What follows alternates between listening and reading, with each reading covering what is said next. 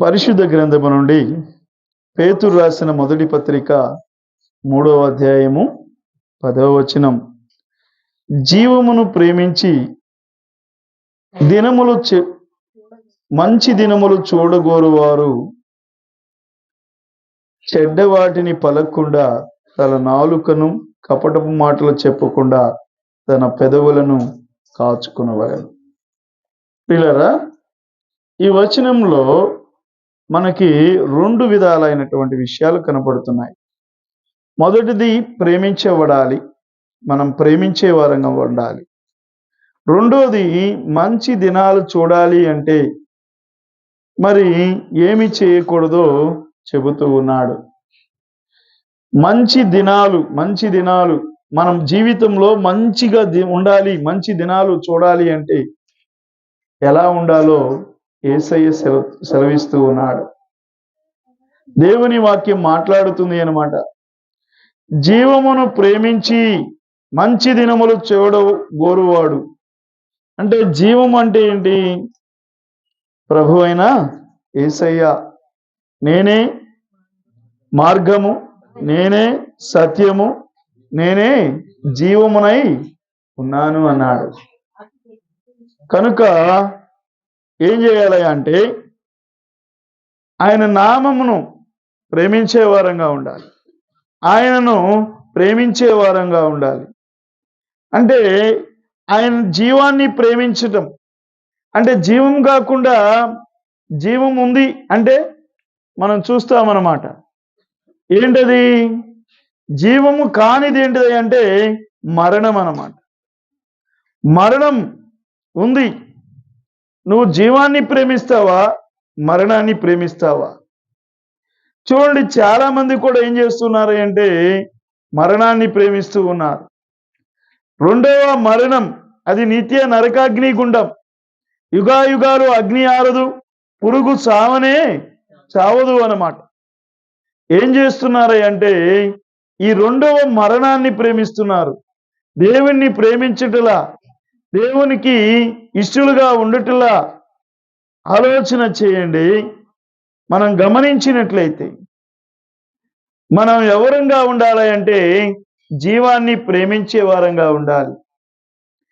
ఈ మధ్యాహ్న సమయంలో నువ్వు ఎక్కడున్నావో, ఎలాంటి స్థితిలో ఉన్నావో, ఏం చేస్తున్నావో, నువ్వు మంచి దినాలు చూడాలి అంటే ఏం చేయాలి అంటే జీవమును ప్రేమించాలి, యేసయ్యను ప్రేమించేవాడుగా ఉండాలి, దేవుణ్ణి ప్రేమించాలి అన్నమాట. నువ్వు మంచి దినాలు నీ జీవితంలో కష్టము, నష్టము, వేదన, బాధ, రోగము ఇలాంటి అన్నిటి లేకుండా మంచి దినాలు నువ్వు చూడాలంటే ఏం చేయాలి? జీవాన్ని ప్రేమించే వారంగా ఉండాలి. జీవమును ప్రేమించడం అంటే యేసయ్యను ప్రేమించడం. యేసయ్యను ప్రేమించడం అంటే ఆదియందు వాక్యముండెను, వాక్యము దేవుడై ఉన్నాడు అన్నమాట. ఆ దేవుణ్ణి మనం ప్రేమించడం అంటే వాక్యాన్ని ప్రేమించడం, వాక్యానుసారంగా జీవించడం. చాలా మంది కూడా బైబిల్ పట్టుకొని వస్తున్నారు, బైబిల్ పట్టుకొని పోతున్నారు, మందిరాలకి తిరుగుతున్నారు, కానీ ఏమి లేదు, వారి రోజుల్లో మంచి దినములు చూడలేకపోతూ ఉన్నారు, మంచి దినాలు చూడలేకపోతున్నారు. అంతా కష్టమే, అంతా మరి వేదనే, అంతా రోదనే, శోధన. ఎక్కడ చూసినా కూడా కారణం ఏమిటయా అంటే జీవాన్ని ప్రేమించే మనసు వారికి లేకపోవటం. జీవాన్ని ప్రేమించట్లా, దేవుణ్ణి ప్రేమించట్లా. నాకు బలం ఉంది, నాకు ఆరోగ్యం ఉంది, నాకు సంపద ఉంది, నాకేమిలే అనుకుంటున్నాడు మానవుడు. ఆ బలము, సంపద అన్ని ఒకరోజు ఊడిపోతాయి. సర్వ శరీరులు గడ్డిని పోలిన వారు అంతలో కనబడి ఇంతలో మాయమయ్యే వంటి నీటి మీద తేలిడి నీటి బుడగ వంటి వారు. ప్రియ దేవుని బిడ్డ, నీతో మాట్లాడుతున్నా. నువ్వు జీవమును ప్రేమించేవాడుగా ఉండాలి. అంత మాత్రమే కాదు, మంచి దినాలు చూడాలంటే ఏం చేయాలి? చెడ్డదాన్ని పలకకుండా తన నాలుకను, కపటపు మాటలు చెప్పకుండా తన పెదవులను కాచుకోవాలి. అంటే చూడండి, చాలా మంది కూడా ఏం చేస్తున్నారు? నాలుకను అదుపు ఆపు లేకుండా మాట్లాడుతూ ఉంటారు. అదుపు ఆపు ఉండదు. నోటికి ఏదొస్తే అదే, ఎంతొస్తే అంతే. తల్లి లేదు, బిడ్డ లేదు, భార్య లేదు, ఎలా పెడితే అలానే. భార్యలు మరి భర్తను కూడా అలానే మాట్లాడుతున్నారు. ఎంత మాట వస్తే అంత మాట. బిడ్డల్ని అట్లానే మాట్లాడుతున్నారు. ఆలోచన చేయండి. నాలుకను కాపాడుకునే వారంగా ఉండాలి.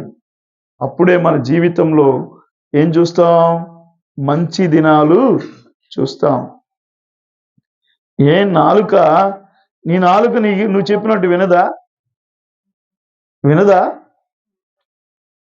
మరి నీ నాలుక నువ్వు చెప్పినట్టుంటే దేవుడు నిన్ను సృష్టించాడు కదా, మరి నువ్వు దేవుని చెప్పినట్టు చేస్తున్నావా? ఆలోచన చేయి. నీ ఇష్టానుసారంగా జీవిస్తున్నావు. నాలుకతో నీ ఇష్టమైన మాటలు మాట్లాడుతున్నావు. దేవుని బిడ్డవై ఉండి దేవుని ప్రణాళికలో ఉండవలసిన నీవు కపటపు మాటలు మాట్లాడుతున్నారంట. తన నాలుక కపటపు మాటలు చెప్పకుండా తన పదవులను కాచుకోవాలి. మాటలు జాగ్రత్తగా మాట్లాడు. మన మాట అవునంటే అవును, కాదంటే కాదు అనేలాగా ఉండాలి. అరే మాటలు చాలా జాగ్రత్తగా మాటలు. ఆలోచన చేయండి. దేవుడు మనతో మాట్లాడుతూ ఉన్నాడు. జీవమును ప్రేమించి దినములు, మంచి దినములు చూడుకోవాడు చెడ్డదాన్ని పలకకుండా. చెడ్డదాన్ని పలకూడదు. మనం చెడ్డ మాటలు పలకూడదు.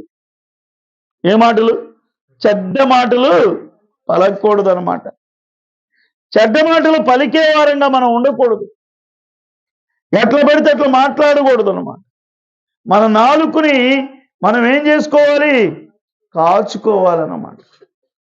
కాచుకునే వారంగా ఉండాలి.